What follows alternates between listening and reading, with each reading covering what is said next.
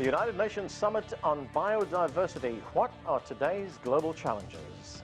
Hello, I'm Anand Naidu, and this is The Heat.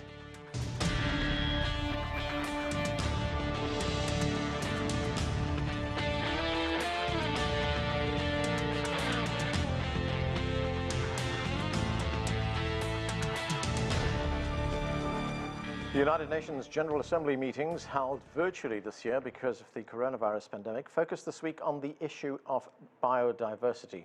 Leaders from around the world, including Chinese President Xi Jinping, addressed a UN summit. They focused on the health of the planet and the unique challenges it faces to protect the environment. Later in the show, I will also have an interview with the administrator of the United Nations Development Programme, but we begin with the UN Summit on Biodiversity. Joining me now via Skype from Virginia is Changhua Wu. She is Executive Director of the Professional Association for China's Environment. Also joining us here in Washington is Sweta Chakraborty.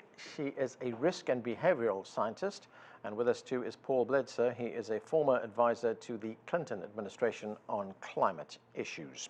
Welcome to all of you. Changhua Wu, let me start with you. The Chinese President Xi Jinping has called for greater international cooperation to protect biodiversity. He also outlined China's commitment to biodiversity in his address at the United Nations, or to the United Nations, I should say. Let's listen to part of what he had to say. 中国用生态文明理念 China has always prioritized ecological protection and embedded it in every dimension and phase of its economic and social development. We have fast-tracked the legislation for preserving biodiversity, drawn red lines across the nation to restrict human activities, and China is also creating a new national park system. We have taken an active part in global environmental governance and fulfilled our obligations. We have hit, ahead of schedule, the targets set for 2020 for tackling climate change. So, Changhua Wu, how important or significant is the issue of biodiversity for China, and what are some of its main goals? Biodiversity is critical for not only China, I think it's critical for humanity. As we all know, a big part of our economic system today relies directly on nature. We rely on ecosystem products and services to grow our economy. In the meantime, if you look at the people employed in those sectors, globally there are about 2.5 billion people. Literally, their livelihoods depends on nature. For China, it's a similar story. I think urgently over the last 4 decades in particular, humanity has pretty much waged war on nature. As a consequence, we grow very fastly with industrialization, our economy, our infrastructure, but at the cost, at the expenses of nature. As a consequence, you started to see, land converted for urbanizations, for industrial uses, and wetland just literally disappeared. And as a consequence, actually, the ecosystem functions are pretty much compromised. And that's why we've been experiencing more and more natural disasters, less resilient to nature, to climate change. So it's very critical for China at this moment to start something we call ecological lining, because we recognize the importance and the risk of the natures, the consequences, and China is stepping up its efforts. Sweta, I was looking at some figures from the United Nations. In fact, the UN says 75% of Earth's land surface has been significantly altered by human actions, including 85% of wetlands. In fact, the United Nations this week said that, I'm quoting here, humanity is waging a war on nature. How critical is the situation? We know that more than half of the world's GDP is dependent on a healthy global ecosystem. So as we are messing with the biodiversity through man-made activities, and I'm not just talking about emitting carbon emissions, I'm talking about encroachment of habitats and deforestation and all of these interactions that are resulting in unnatural engagement with nature that historically, as humankind on this planet, we haven't partaken in. And what that is coming across to us very clearly is that we are messing up the balance that is this precious ecosystem, and we're seeing more frequent and intense impacts related to that, like infectious disease outbreak. So it's a really simple example, even though it's very complicated, and we're seeing it globally in terms of what COVID-19 has done to our planet. It's a really simple expression of our really bad behavior with our natural environment. We have interacted irresponsibly, and because of that, we are seeing the emergence of these types of infectious diseases that have ground our global economy to a screeching halt. So we really need to recognize and respect the way we engage with our natural environment and take that into consideration as we continue to add more people to the planet as well. So we need to be really clear as we think through some of these really necessary engagements globally, like what we saw with the UN Biodiversity Summit, like what is coming up with the interim meeting that the UN and the UK is holding on the 5th anniversary of the Paris Accords. These all need to be front and center as we think about global policies going forward. Paul Bledsoe, Sweta just mentioned the Paris Accords there. China's president has been talking about the importance of multilateralism, some kind of synergy for global governance on these issues. And I'm wondering to what extent this international effort to respond to biodiversity, to fight climate change, has been hurt by the United States' withdrawal from the Paris Accord. Not just that, I mean, the United States also did not want to implement the Kyoto protocols, and that was, what, 23 years ago?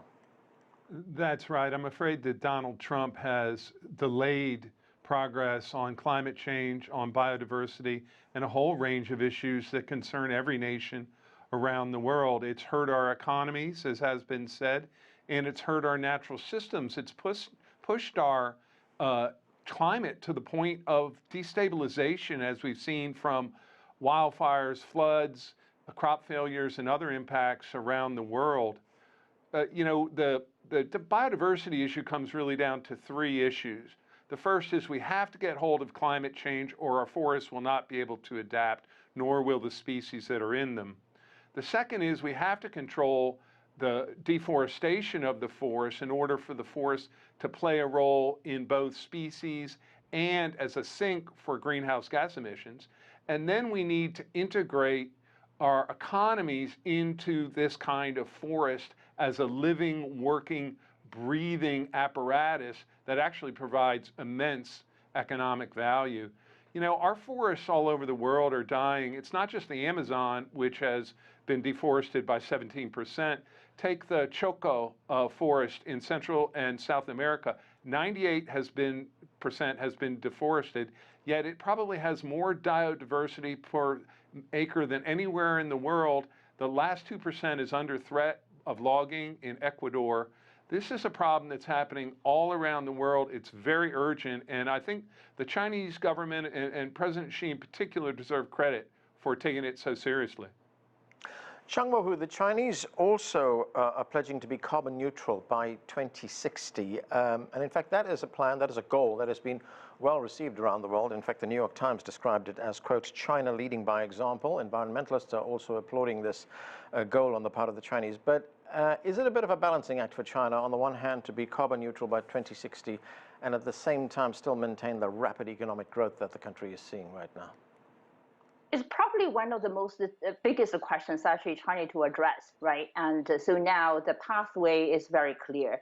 So, you know, leading up to 2060, now we call it before, around no later than 2060, achieving carbon net or carbon neutral, we have something in the 2030. In 10 years' time, China decided to actually committed to peak its emissions by 2030. So there is a clear pathway set already or endorsed or committed by the Chinese government. So now the biggest question is, with all the things that the country has been doing in terms of improving energy efficiency, grow renewable energy, look at the production, consumption, everything there, but somehow how would they all add up actually to achieve the goals we set already? In the meantime, I think it's very important to address the growth and the climate, the balance there. So that's why the government has a very important role to really set clear targets, policy incentives to literally create the economy. We call it green economy at this moment, so that we don't really grow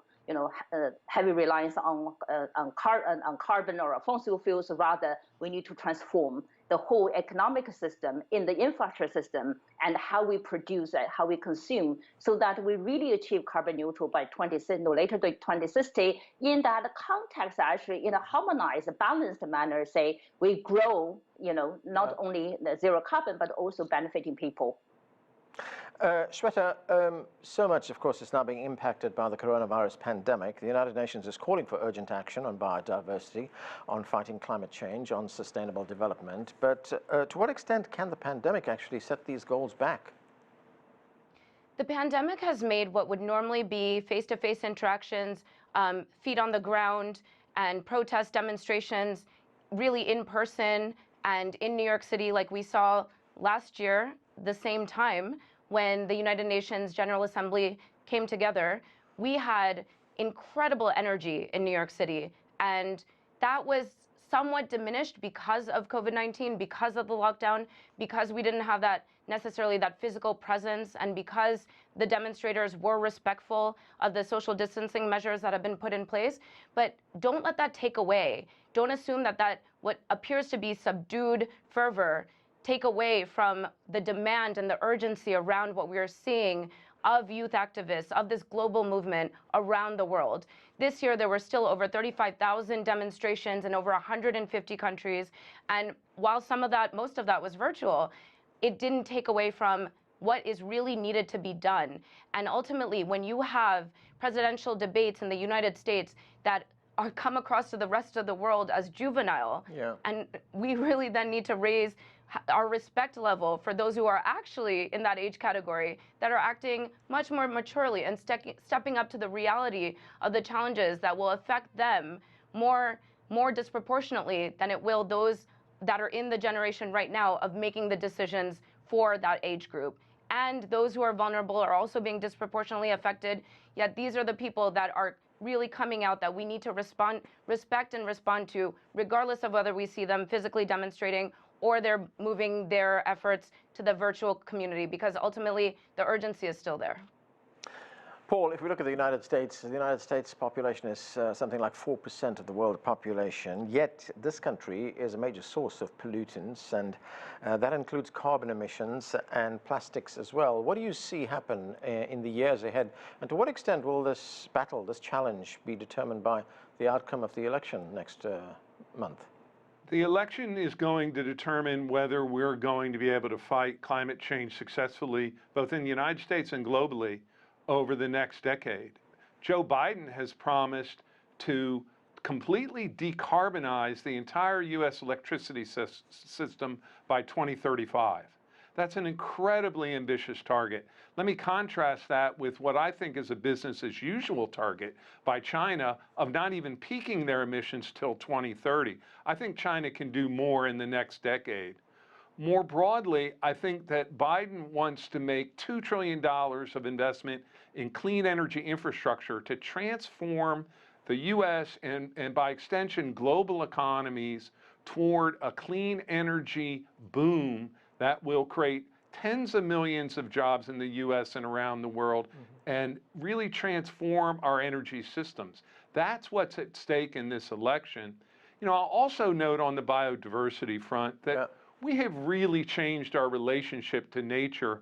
Today, there are 1.5 billion cattle around the world and only 80,000 giraffes. That's happened across the natural world. We need to recognize that we need to take a different set of priorities, or the world that we grew up in, that we appreciated, the natural world, is not going to be there for future generations. Changhua Wu, can China do more? Should China be doing more in the next 10 years? That's a good question. I think China definitely is making all the efforts it could at this moment. I sort of disagree with Paul's view in terms of China is more like business as usual. But compared to the U.S., actually, U.S. is not even sitting around the table to make the commitments on the table. China is far more aggressive and more ambitious. So that's one point. In the meantime, as I said, when China set a target, say peaking emissions before 2030, so the before word actually has created a tremendous space there. It's not say China will re-peak exactly by 2030, but rather will make all its efforts as it could actually to achieve peaking as soon as possible. We don't know at this moment. How do we know exactly what's going to happen? But I do have the confidence in the Chinese political leadership and the alignment of the national agenda and the economy and the infrastructure and the society that China is gearing up its efforts to deliver its commitment as soon as possible. All right, and we have to leave it there. We have run out of time. Thanks to all of you for being with us. We turn now to the United Nations Development Programme and some of the major challenges it's dealing with, like extreme poverty and inequality. I talked recently with the administrator of the UNDP, Achim Steiner. I began by asking him how the UNDP is responding and how effective it is during the global coronavirus pandemic. We have an unprecedented situation and perhaps the greatest governance experiment in human history, because across every country right now, this pandemic has forced both a health crisis response, but as we have learned very quickly, the social and economic consequences and implications of trying to contain the virus have caused enormous damage. It's a major setback in developmental terms. We expect that the Human Development Index that UNDP publishes every year is likely for the first time in the 30 years of its existence to actually go backwards. We see the extraordinary numbers of people in losing their jobs, their livelihoods. We have also been reminded brutally, and I think in that sense, the pandemic has been a great revealer, what it means when 4.4 billion people have no social protection whatsoever. The very fact that in many developing countries, 70, 80, 90% of people earn their livelihoods in the informal sector, again, has demonstrated how vulnerable people are. And so both the disruption in general, but also the increase in poverty levels and the vulnerability has gone up exponentially. And for us in United Nations Development Programme, since February, the singular focus has been to help countries, first of all, respond and stabilize the situation, but also increasing in the last few months to focus on assisting governments in thinking about how do you begin to invest in a recovery path, in a return to a developmental agenda rather than simply a crisis management mode. And that obviously is something that is taxing us all enormously. And the privilege perhaps of leading the United Nations Development Programme at this moment in time is that with our presence in 170 countries, we are learning every day, 24/7, about the extraordinary ingenuity and responses, but also the extraordinary challenges that particularly poorer countries are faced with. And that is our task, to help them at this moment. Right, you have talked about social protections being an important investment for many things, such as access to basic services, including access to health care. Is that now at risk because of COVID-19? Well, first of all, I think the very fact that so many people, as I said, 4.4 billion don't have access to social protection means that for them, there is nothing unless governments set up immediate responses. And I think here we have seen some of the more remarkable initiatives in terms of cash transfer schemes. Pakistan setting up a scheme for 16 million households, reaching 80, 90 million people. A country like Togo in just 4 weeks setting up a cash transfer scheme reaching 12% of the population. These are the kinds of measures that I think in the short term have helped to stabilize a crisis. But I think we're all very clear. For many countries, the fiscal space is the greatest constraint. How do you finance such a response? And that's where I think much of our thinking now goes. People are extremely exposed. Health systems cannot cope. Many people don't have access to health insurance either. So the whole question of, can we find ways in which we can perhaps introduce micro health insurance schemes to help come out of this crisis with at least a better social safety net? Can we invest in digital connectivity to deal with the extraordinary and disastrous impact on almost 1.5 billion students and learners around the world who in many cases are simply not able to continue their schooling and learning education? These are measures that in the larger sense go far beyond just looking at per capita income, which is often the way in which we measure poverty and vulnerability. The multidimensional poverty index, the way we look at that context within which people have to cope, has now become a central focus for virtually every government. You mentioned some of those key indices that you say are going backwards. I mean, if we look at poverty levels are rising for the first time in 20 years. How does that impact the United Nations goals to end poverty and to meet those sustainable development goals by 2030? Well, it is without doubt a major setback, and it is through poverty that we also obviously need to look at some of the other goals that have to do with access to education, but also our capacity to respond to employment opportunities, the introduction of infrastructure that helps a country, including access to electricity, to come out of an economy that very often still carries with it a significant number of poor people. So without any question, this is a major setback. Now, for some, this is a reason to put into question the Sustainable Development Goals. I think that would be a misguided and I think flawed conclusion.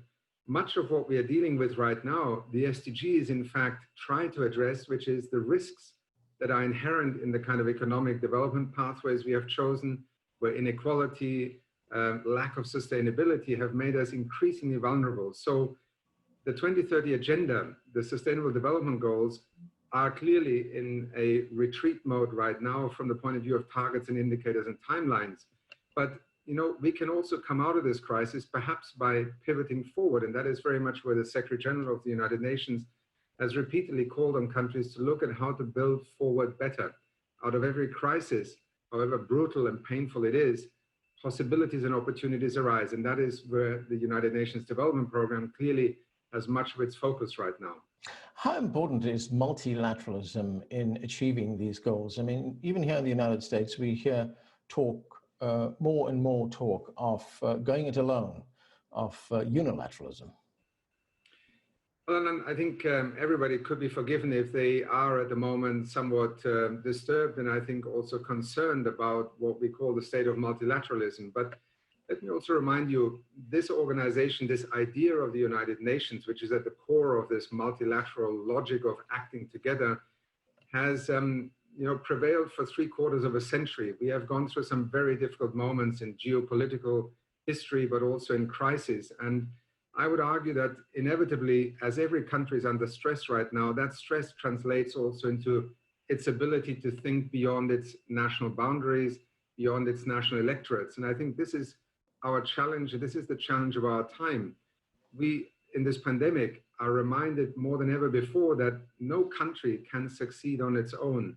And yet, obviously, under the stress that we're all facing, inevitably people have a tendency to look after themselves first.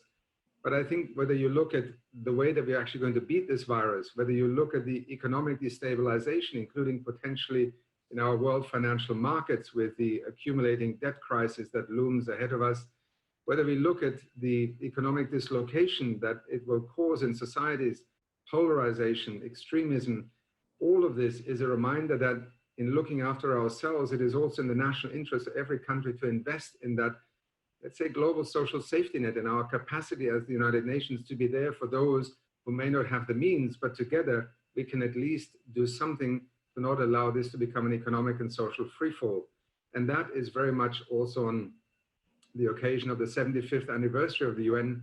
This week in the General Assembly, very much the focus of discussions. And people who say, look, the world is turning away from the United Nations. No, it is questioning, it is doubting, it is concerned, but actually more leaders, heads of state and government will be addressing this General Assembly session than ever before, in part because it's virtual, but also why would they do this if they did not think that the United Nations remains a central backbone of our collective capacity to act in this crisis and in this critical moment. Of course, the pandemic is a big challenge, but we also have the climate change crisis. And you tweeted recently, you said, we are at a turning point for our future. It is now or never, a now or never moment for us to act. What can the UN do right now to meet this crisis? Well, first of all, I think the journey that the world has walked and traveled together in, perhaps 30 years ago, hearing for the first time that carbon dioxide could have something to do with the future, it was almost science fiction at that point with the Intergovernmental Panel on Climate Change, with the convention, with the continuous efforts by this Secretary General and his predecessors to bring the world together to realize that this is a truly generational challenge. I think the United Nations now is a centerpiece of the world's collective capacity to respond. And we saw that also yesterday in the speeches by heads of state, and will no doubt throughout this week see them continuously referring to climate change as the challenge of our generation. The United Nations is not a global climate police force. What it can do is to, first of all, bring nations together, allow them in their national perspective to formulate a collective response, but also through the development system of the United Nations, we are heavily engaged in many countries right now to assist them in the transition towards cleaner energy, but also access to electricity. In Africa, 600 million people this year still live without access to electricity. A renewables revolution could change both the developmental possibilities for the continent out of this crisis and help Africa move onto a low carbon development path for what are soon going to be 2 billion citizens on the continent. We are engaged in also looking at financing and how to mobilize both international public finance, but also private sector finance, because without the private sector investing in a climate transition, we are not going to be able to succeed.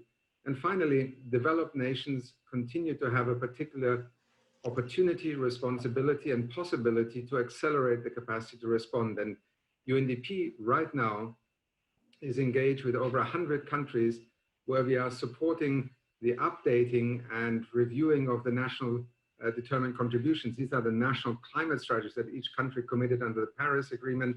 Next year is a litmus test. If we cannot show increased ambition, then truly our collective commitment from Paris in 2015 will be questioned by many.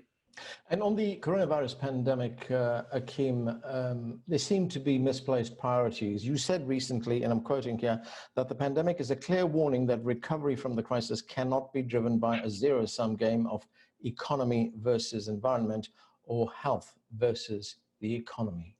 Spell that out for us. Explain it to us. Well, in part, it is the recognition that over the last 30 to 50 years, much of development has been defined by very narrow economic indicators, whether it's per capita GDP, the growth of national economies. And I think what we have learned, and where UNDP's human development reports over the years, but particularly in 2019, again highlighted that inequality is a key defining element of development success and progress. These are the underlying conditions that we often refer to. And I think in the midst of this pandemic, in trying to understand how to move forward, we need to recognize that trading off economic growth for some against a fundamental well-being and development possibility for the majority ultimately is doomed to fail. This is why poverty eradication, inequality, also, for example, in this particular moment, digital connectivity becomes so critical. When the world is moving into a digital future, to be left behind means to be locked into being a loser in this new global economy that is emerging, which is why UNDP is putting so much emphasis right now into understanding that the future of development is digital, and much of what happens next has to be also focused on that ability to close that digital gap and help countries take advantage of the possibilities. Achim Steiner, thanks so much for joining us. Thank you. And that is it for this edition of The Heat. Thanks for joining us.